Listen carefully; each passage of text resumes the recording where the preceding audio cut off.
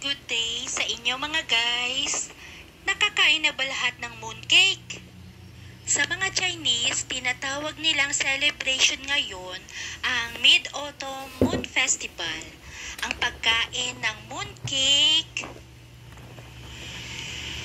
or yepin sa Chinese culture ay nagsisimbolize ng family reunion.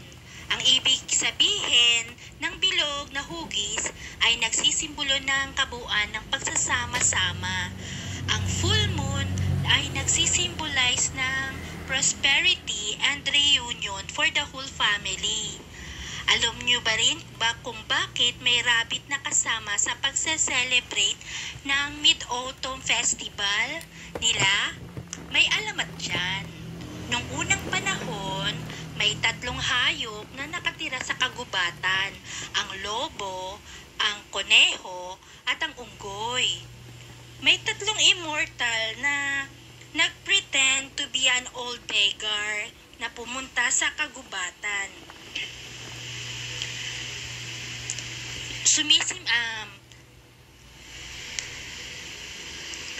Nag-offer ng pagkain ang lobo at ang unggoy. Pero ang koneho ay hindi nagbigay ng pagkain. Bagkus ay inialay niya ang sarili niya at tumalon sa apoy. Ang 3 immortals ay naantig sa sakripisyo ng koneho, guys. Pinapunta siya sa Moon Palace kasama si Goddess Chang'e. Kaya naman sa panahong ito, kapag ang mga incheck ay nagdedekorasyon ng Mid-Autumn Festival, ay ginagamit nila ang koneho bilang isa sa mga dekorasyon. Yun lang mga guys.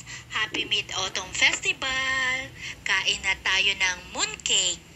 Bye-bye!